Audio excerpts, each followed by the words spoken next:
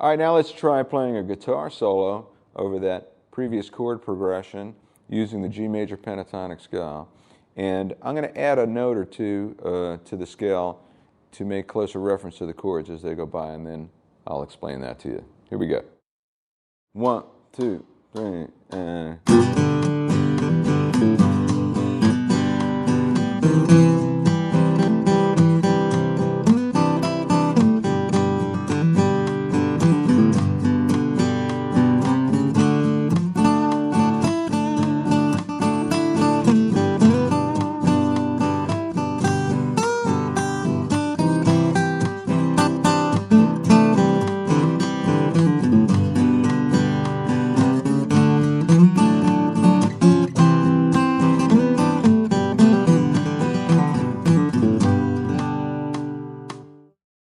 All right, through this solo, what I tried to do was accent the chord tones for each chord. So in G, I emphasized G notes and B notes and D notes, the root, third, and fifth of the G chord. Over C, I did the same thing. I emphasized the root, C, an E note, and a G note.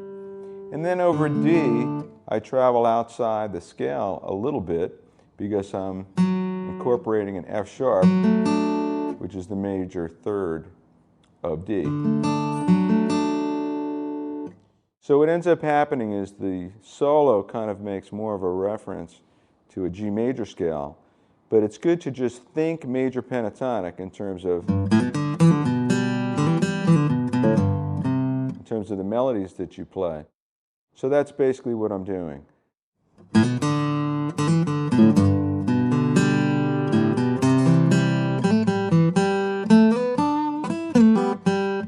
So you can see emphasizing the chord tones for each chord as it goes by, and then try to create an interesting melody at the same time.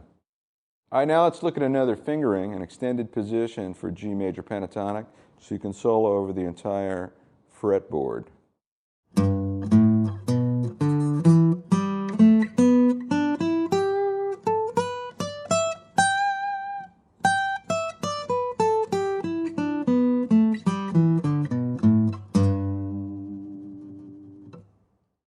And as I'm soloing using this position, one more time, when I'm over C and I'm over D, I'm going to try to utilize those chord tones for C and for D.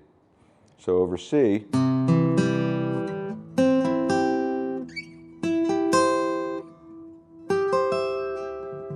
and over D,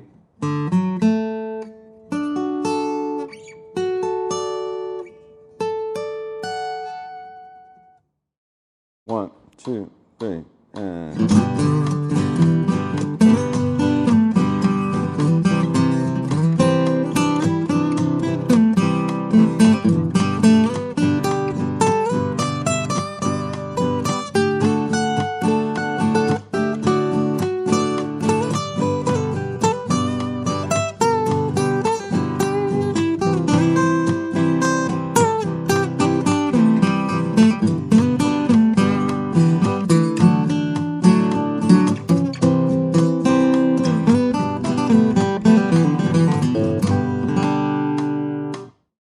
So there's an infinite number of choices that you can make when you're playing over a chord progression like that that's that simple. You could just stick with major pentatonic, or as I was doing, try to make reference to each chord so that your solo has more melody and it's more intrinsically tied with the chords as they go by. Now, as I mentioned before, you can build a chord from each note in a major scale, and it's an important thing to understand. It doesn't just apply to acoustic guitar in rock. It applies to just the structure of music, but it's an essential element in understanding music, and it'll help us, especially in terms of understanding the chord progressions that you might play or the chord progressions that you hear that are played on acoustic guitar in so much rock music and pop music. So let's look at our G major scale, and we're going to build a chord from each note in the scale. Okay, here's a G major scale, played in second position using all fretted notes.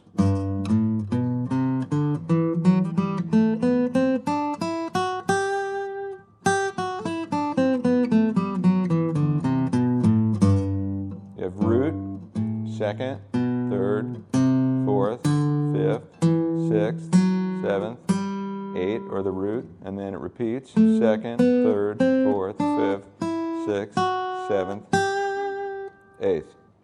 So if we build a chord from each one of those notes, we know our first chord is a G major chord. That's our one chord. The two chord would be built from the second scale degree, which is an A, and that's A minor. Third scale degree is B, that's B minor. Fourth scale degree is C, that chord is C. Fifth scale degree is a D, so the 5 chord, as we said before, that's a D chord. The sixth scale degree is an E, that makes E minor. And the seventh scale degree is F sharp, and then we have the less commonly used F sharp minor 7 flat 5, which I'm showing you as a seventh chord, just because it makes more sense. All the other chords, every tone in the chord comes straight out of G major, so that's how we end up with the one chord being a major chord, 2 is minor, A minor, 3 is minor, B minor, 4 is major, 5 is major, 6 is minor, 7 is minor, flat 5 or minor 7 flat 5. All right, now I'm going to show you a commonly used chord progression that utilizes all these different chords, and you can see it makes the progression sound that much more interesting. And again, don't forget, the right hand propels the beat, and that can't stop. And you're going to hear this kind of stuff in the Rolling Stones songs like Wild Horses, and you hear it in all kinds of different country rock and straight rock music and popular music as well. So it's important to get accustomed to switching from those different chords, but not only that, to be aware of what chords go with the key of G, and then you can transfer that to different keys. Or you can take these chords in this key and try switching them around and listen to how it sounds a little different if you go from G to A minor, or from B minor to G, C to E minor, all the different variations you can make utilizing the same group of chords. So here we go. 1, 2, 3, and...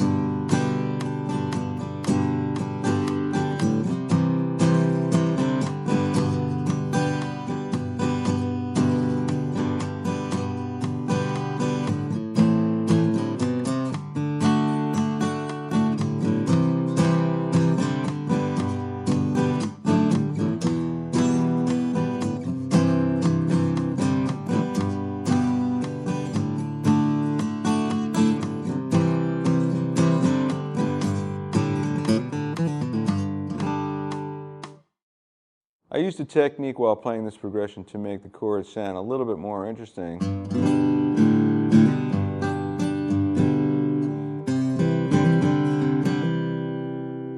By coming off one of the fretting fingers,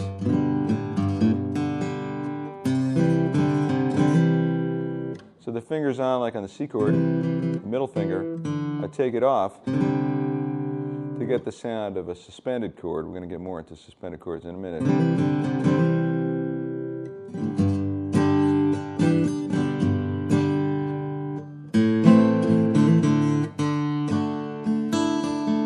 So there on the D chord, took my middle finger off the high A string.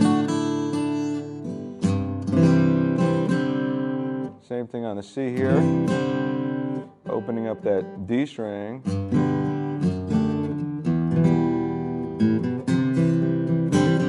Like there, you could go from E and then move up the A string to set up the C chord, and then play little figures in between the chords just to make the progression sound a little bit more interesting. All right, now I'm going to play a guitar solo over that chord progression, and still keeping as an overall framework the G major pentatonic, but trying to hit the chord tones for each one of those chords. As we've introduced some different chords, we've introduced an A minor, and we introduced E minor to it. Very simply, I'm going to emphasize an A note, or a chord tone of A minor, over the A minor chord, and the same thing with E minor. Emphasize the chord tones of E minor. A would be A, C, and E, A minor, and E minor would be E, G, and B. Here we go. 1, 2, 3, and...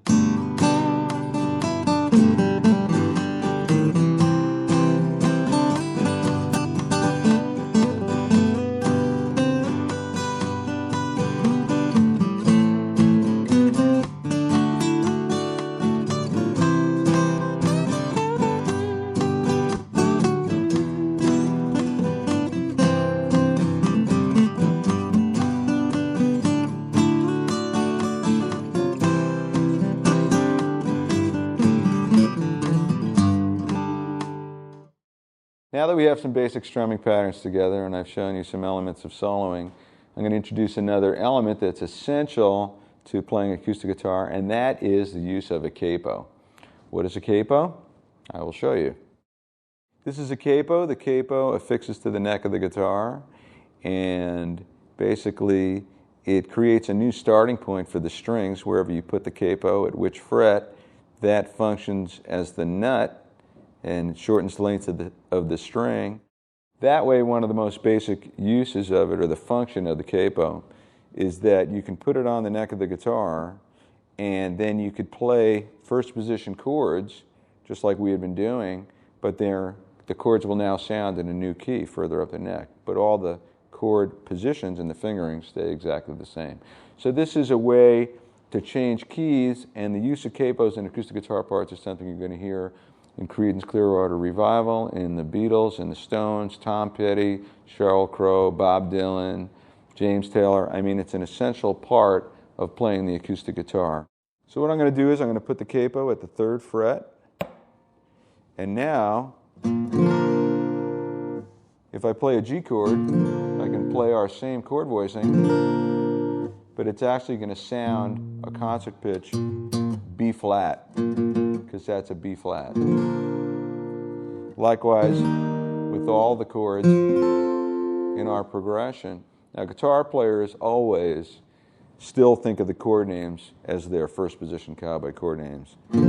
A guitar player wouldn't say, I'm playing a B flat. This would be called a G, and you think of the capo as the nut and the beginning point. And generally, when this is written down in music, the capo becomes the starting point. So a note that's played open is open, not 3rd fret.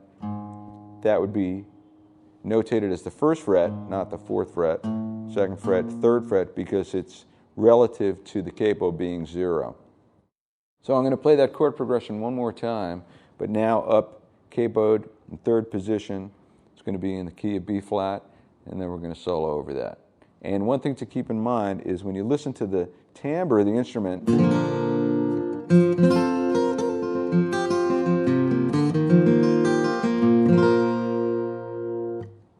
it really creates a lighter, sweeter sound the higher up the capo goes as the strings get shorter. And when you really get up there high, like say 7th fret, as George Harrison did on Here Comes the Sun, the guitar almost starts sounding like a mandolin. So here we go. Here's that chord progression we just played, but we're capoed at the 3rd fret. 1, 2, 3, and...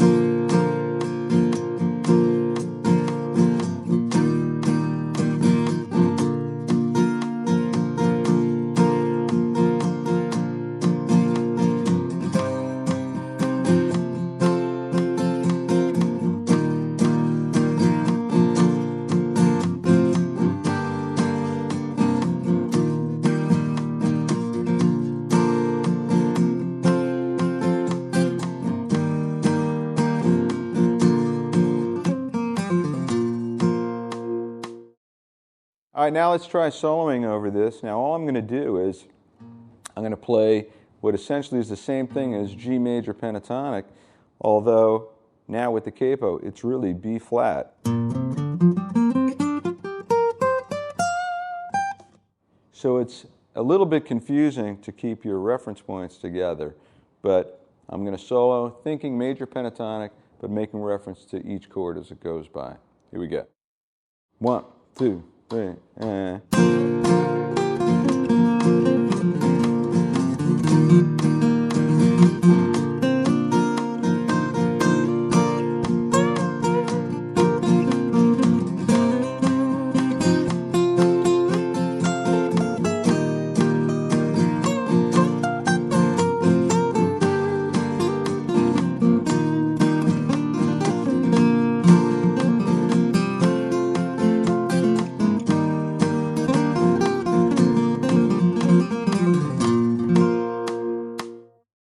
Before moving on to our next section, I'd like to add one more thing about these first position chords. When you're playing either in the key of G or in the key of D or C, but generally speaking it would either be the key of G or the key of D, there's a common practice that's really easy to do and it sounds good. And what that is when playing all of the chords in this progression, you keep your ring finger and your pinky on the top two strings.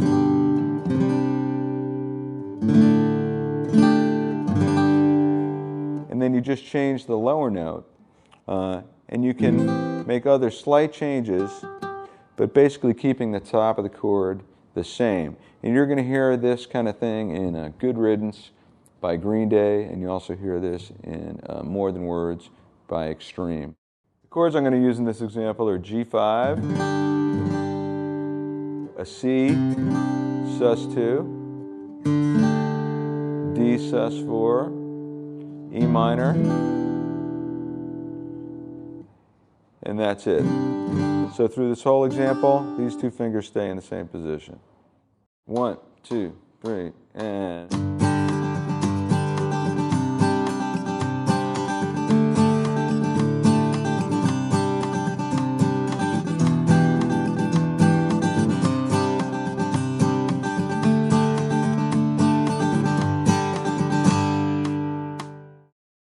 Okay, this next example uses the same concept. The only thing is when we get to the A minor 7th chord, I'm going to move the note back on the B string off of that 3rd fret down to the 1st fret. And this kind of thing you're going to hear not only in songs like More Than Words, but John Lennon's Woman comes to mind too. Here we go. 1, 2, 3, and...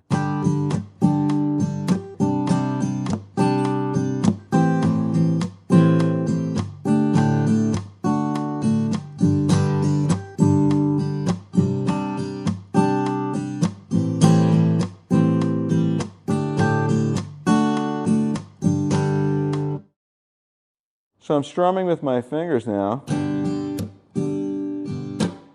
but I'm adding a dead string hit on beats 2 and 4 by strumming across the strings and then stopping the strings with my palm.